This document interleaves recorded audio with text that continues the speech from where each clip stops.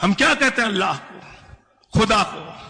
रब्बुल आलमीन, पूरे आलम का रब, सिर्फ मुसलमानों का रब नहीं है।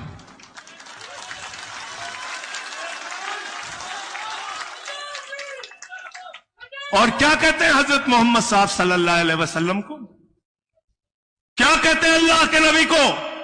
कहते हैं रहमतुल आलमीन, पूरे आलम पर रहमत करने वाला, सिर्फ मुसलमानों पर रहमत करने वाला नहीं।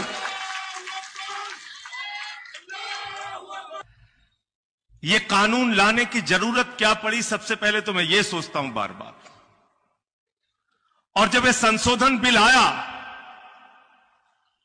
तो मेरे सामने मीडिया वाले सबसे पहले पहुंचे, बोले संजय सिंह जी, आप आम आदमी पार्टी के राज्यसभा के लीडर हैं, ये वक्फ बिल संशोधन बिल के बारे में आपका क्या कहना है? मोदी जी की सरकार वक्फ बिल संशोधन बिल लेके आ रही है, इस पे आपके क्या विचार हैं? मैंने कहा ये उसी तरीके से है कि तू कौन मैं खामखा। वक्फ बिल से नरेंद्र मोदी का क्या लेना देना है? वक्फ बिल से अमित शाह का क्या लेना देना है? वक्फ बिल से भारतीय जनता पार्टी का क्या लेना देना है? और इससे बड़ा मजाक कोई नहीं हो सकता कि देश की पार्लियामेंट में मिनिस्टर कहता है मुसलमानों का भला करने के लिए बिल लेके आ रहा हूं।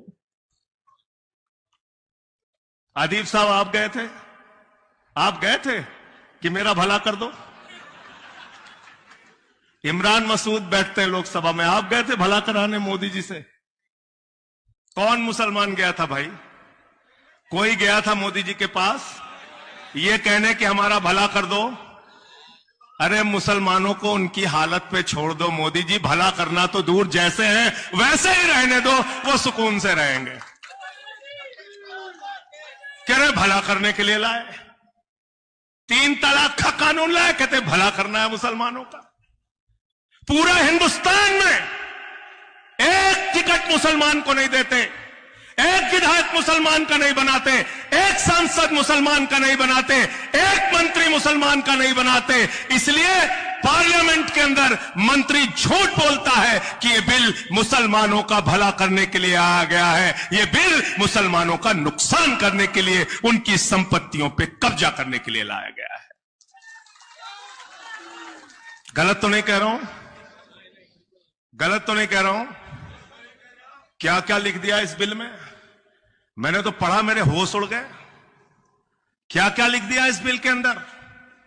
हम लोग डिस्कस करते हैं, हैरान हो जाते हैं, ऐसे ऐसे सवाल पूछते हैं, उनके पास जवाब ही नहीं होता।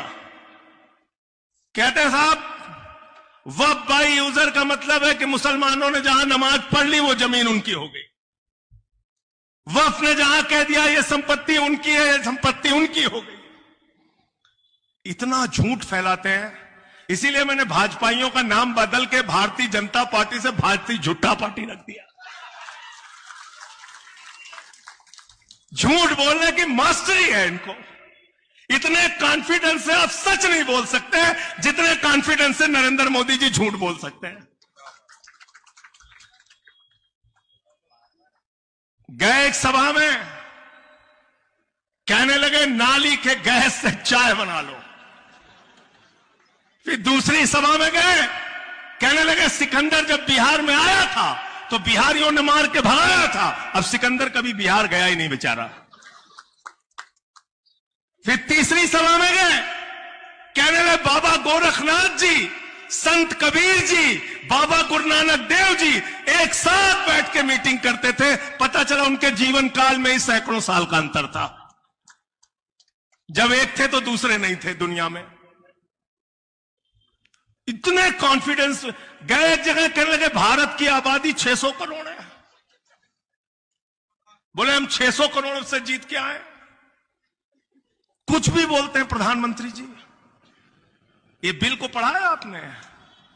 इसमें लिखा है कि अब वही मुसलमान वक्फ कर सकता है, यानी वही मुसलमान अल्लाह के नाम पे दान कर सकता है, यानी वही मुसलमान मस्जिद के लिए, कब्रिस्तान के लिए, दरगाह के लिए, मदरसे के लिए, अस्पताल के लिए, यतीम खाने के लिए दान कर सकता है जो 5 साल का प्रैक्टिसिंग मुस्लिम हो।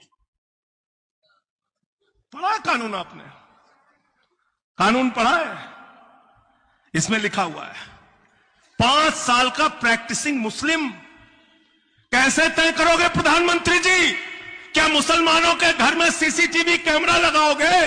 5 वक्त की नमाज पढ़ता है कि नहीं पढ़ता? क्या आप तय करोगे कि वो जुमे की नमाज पढ़ता है तो मुसलमान माना जाएगा, 5 वक्त की नमाज पढ़ता है तो मुसलमान माना जाएगा, या मुसलमान के घर में पैदा हो गया तो मुसलमान माना जाएगा?